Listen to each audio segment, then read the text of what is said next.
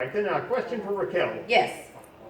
When you were voicing Kerfuffle for Rainbow Road Trip, let me try that again from the mic. When you were voicing Kerfuffle from Rainbow Road Trip, were you aware at the time that she had an artificial limb? I was not. Oh, so it came as a surprise to you too. It was a surprise. So when I auditioned for it, they showed a picture. And the picture was even different. Oh, wait, did they show a picture? Sorry. I'm thinking of so many different sides. I've auditioned for My Little Pony a lot. A lot. Like, since I was 14 years old. Oh, wow. I was brand new when I was 14, obviously. But yeah, so maybe I didn't. But there was a description. Let's go off that. I do remember it saying what the sign on her leg was, and that she would have a fade, so like shaved and like faux hawk. That's all I knew. That's all I knew. Oh, wow. And then when I saw it, I was like, oh, cool. Yeah. Okay, thanks. That's what I was curious about. Yeah. There you go. Thank you. Peek behind the production pipeline there. I love it. Behind the scenes. Yeah, I'll tell you everything. Ooh. No, I'm joking. No. I have no secrets. I have no secrets because I'm not a therapist yet. Oh, not yet. Yeah.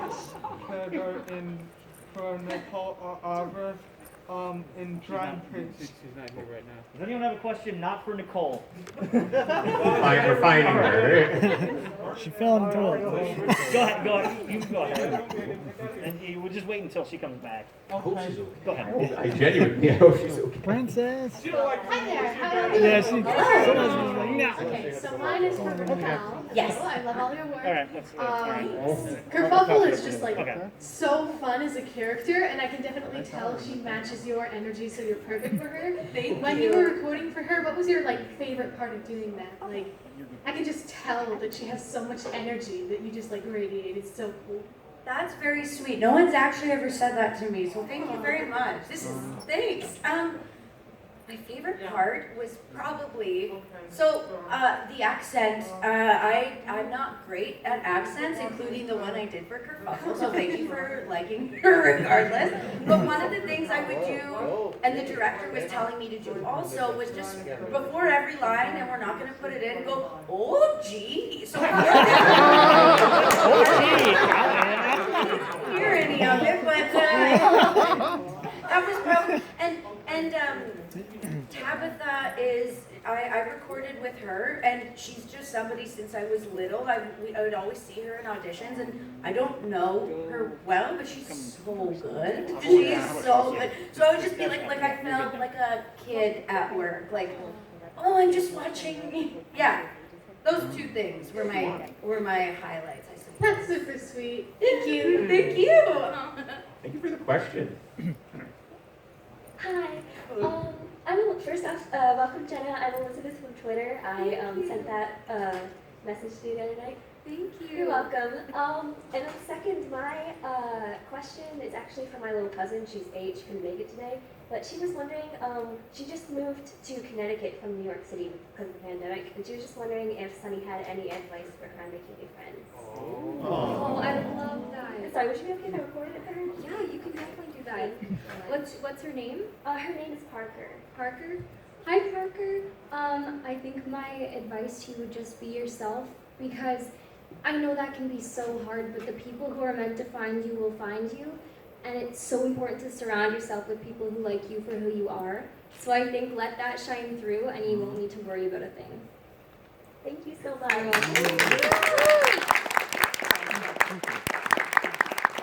Hi, my name's Trent, and I got a question for Raquel.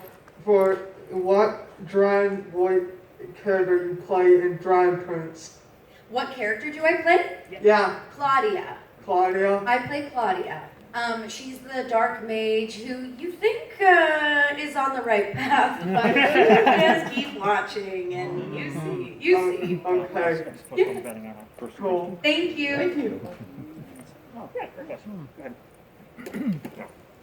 Hello again. Hello. I have a question for Jenna. What would you say that you and your character Sunny Star Scout have in common? Honestly, I think quite a lot. That's why it's such a joy to play her. She cares about her friends so much and just wants everybody to be the best versions of themselves, and she wants everyone to feel included, and she's so passionate and loving and fun and a little dorky, but in the best possible way. And I'm definitely a dork. I root for my friends above and beyond. I just want everyone to feel like they have a place, and I think that Sunny does that so well. So yeah, I think we have a lot more in common than I have with any other character I've played before. All right, thanks. Yeah, thank you. Great question, thank you. Hi. Hi. Wondering what qualifications does a person have to be part of the show, such as a voiceover, basic.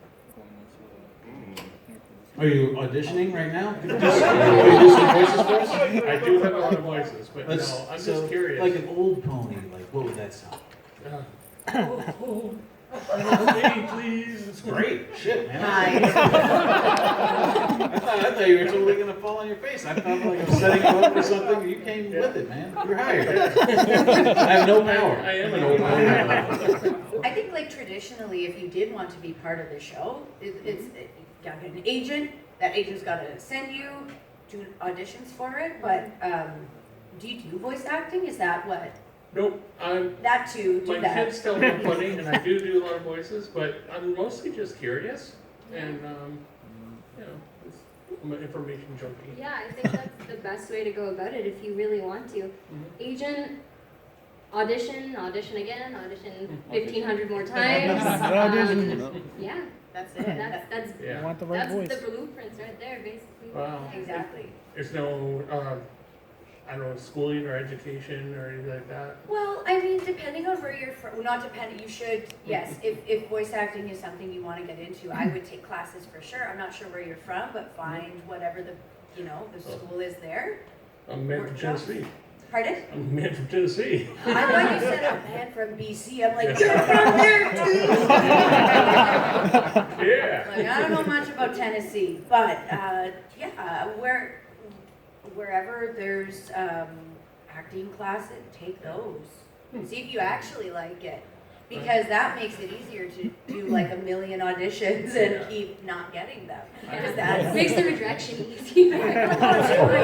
My little pony. I watched it ever since we were little and with my sister, and now I watch it with my kids. And, That's so sweet. yeah, it's very nice. Oh, thanks. Don't take up too much time. Thank you. Good questions so far, you guys. Thank you for that. First of all, shoutouts from Vancouver. I came from just to this event this weekend from there. So, Wow, yes, yes. yeah, we know where Langley is. Okay. So you knew that was for you. That was for you. So my question is for Jenna and Raquel. Yes. So since I'm seeing that Nicole is also directing and producing shows right now, since now you're taking well, I think this is gonna expose you even more, and I'm wondering if if it's in your future plans to also direct or produce, and if so, how would you get to do that? How do you start from voice acting transitioning to that? I think every path in this industry is so different. Like, not one person gets to where they are the same way.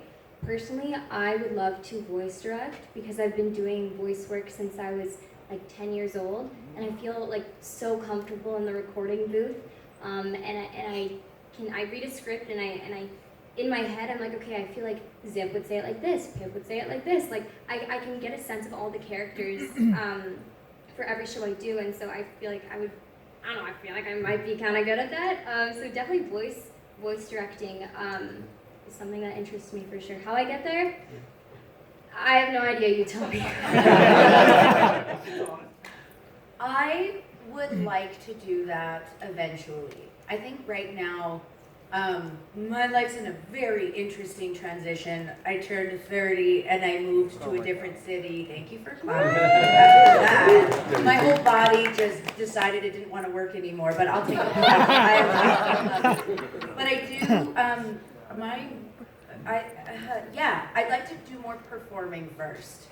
And then it maybe one day. But I think the way you get into it would be you just know a director and ask if you could shadow. Yeah.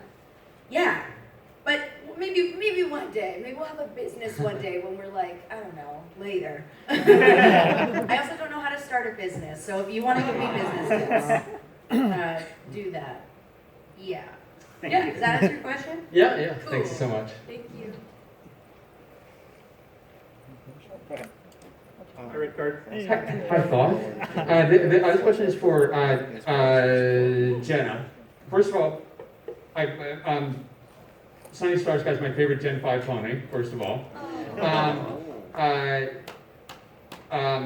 Second of all, in reference to one of the previous questions that was asked, in an alternate universe, what would you do?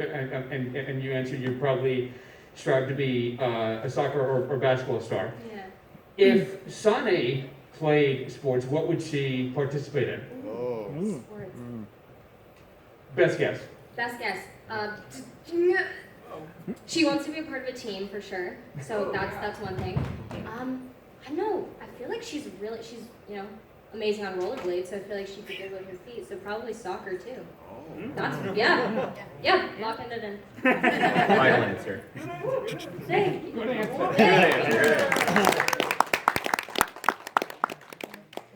Hi there. Jenna, again, welcome to your very first pony convention. Always enjoy love hearing Sunny Star Scouts. So this question goes out to both you and Raquel. Voice actors tend to always look up to someone that they look for inspiration. I'm curious to know, who was your biggest inspiration for to get into voice acting? To get into voice acting? Or, who was into voice acting and you kind of like want to learn from advice from? Yeah, do you want to go? I'll go first. Okay. So I grew up watching The Simpsons and loving The Simpsons, and when I found out Bart Simpson was played by a woman, that was huge. Only because I grew up, my voice sounds raspy, but it was a lot raspier when I was little, and I always hated the way my voice sounded, because no other kid sounded like me, and I hated it. But then when I started doing voice acting and I learned about that was huge. And same with Pamela relax. The same with Pamela Adlon from King of the Hill. She played Bobby. Oh yeah. And I was like, okay, this feels like there could be a spot for me somewhere. So those two were really big. And I still follow all their work and I watch all their stuff just to be like, how can I get better? How can I do what you're doing? Mm-hmm. Yeah. I think that's my answer. Final answer. My first taste of the voiceover world, I did a show when I was, I think, 9 called The Doodle Box Rock and Road Show, and it was half on camera, half voiceover, so that was my first time in the recording booth, and I was like, whoa, this is kind of cool. And then the director from that brought me in for an audition for my first series that I booked called Just in Time.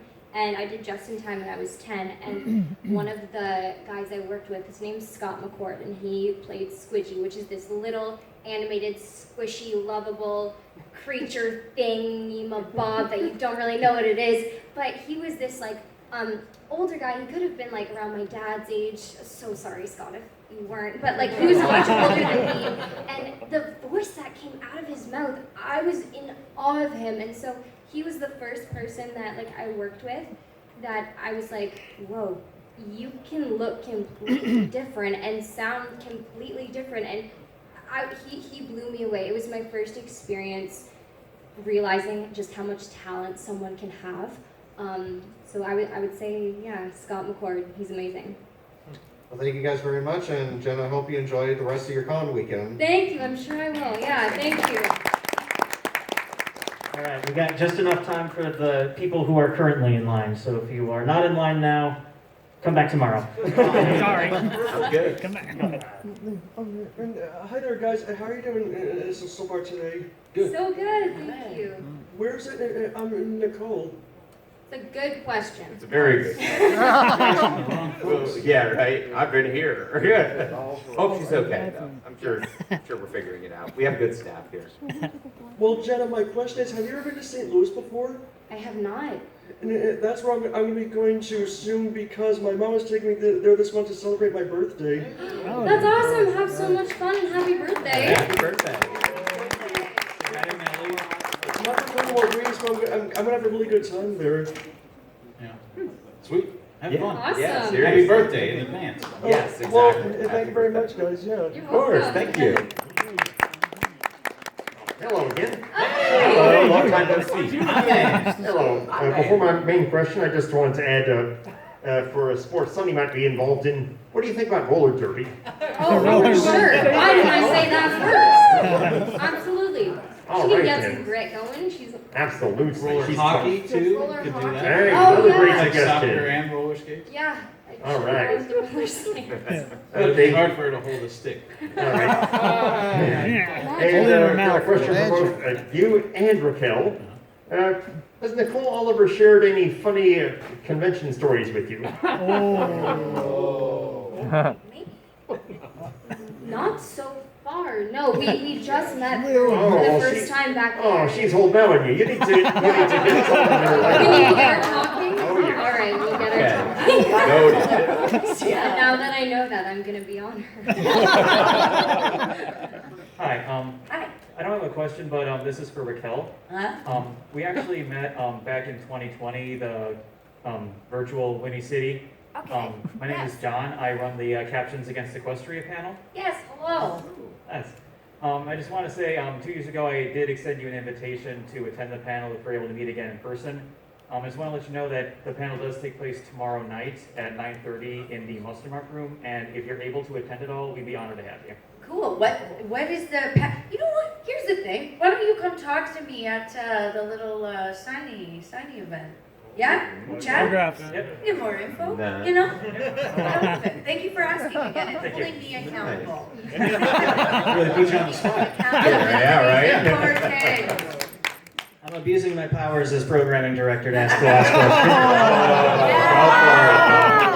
question. Tony. Yes. So with Stray Dogs, have you always been into like murder mystery type of thing, or were you just like, these ponies, man, I need something different? I always loved Slaughter, of course. No, yeah, I like horror movies and, and books and stuff like that.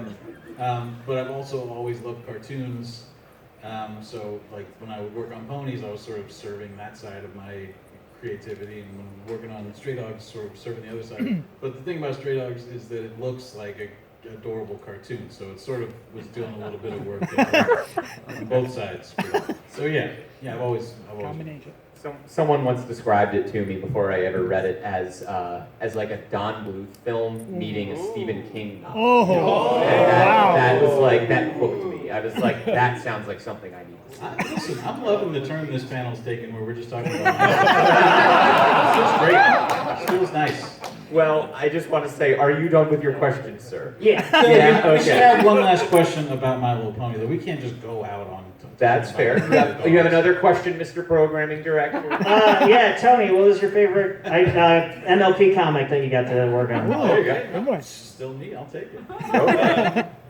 Let's see. Well, we did My Little Pony Transformers. That was sort of the last stuff that we worked on.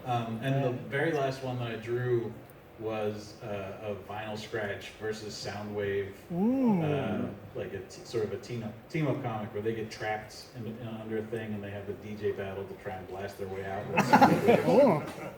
That was a lot of fun. I wrote it, I drew it, I colored it, so it sort of came out like it's the most purely me pony comic that I think maybe we ever did. And it was fun that it was Transformers My Little Pony, because that was a thing that I had been pitching to do for basically the whole time we worked on it.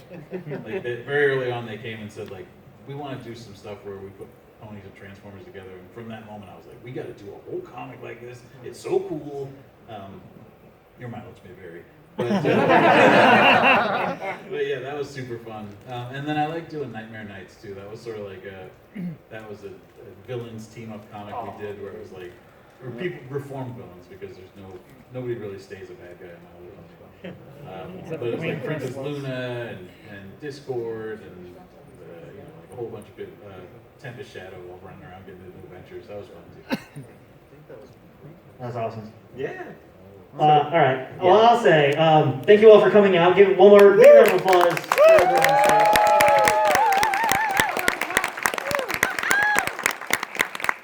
Autograph session for these fine folks, I believe, begins in half an hour. So make sure to pick up your vouchers and go see them some more. Tony's back here at 3:30 for his own panel. That's exciting today. And then you can catch these guys at the script reading tomorrow. And, yeah, wherever. Thought, you want to say goodbye? Yes, I will. I just want to say, Raquel, Jenna, Tony, and Nicole, wherever you are, Nicole, thank you so much for just, this was incredible to talk to you all. It really was. And welcome to Whinny City. Jenna, welcome to the Tony family. I was going to say fandom, but it's a family. Really. Thank you so much. Of course. And thank you all for taking part in this today. You guys thanks had, for the question. Yeah, you had better questions than me. But thank you so much, and go enjoy the rest of the con. Keep meeting up with all of them, attend their panels. I got nothing else other than to say, enjoy the con. Hey, look around.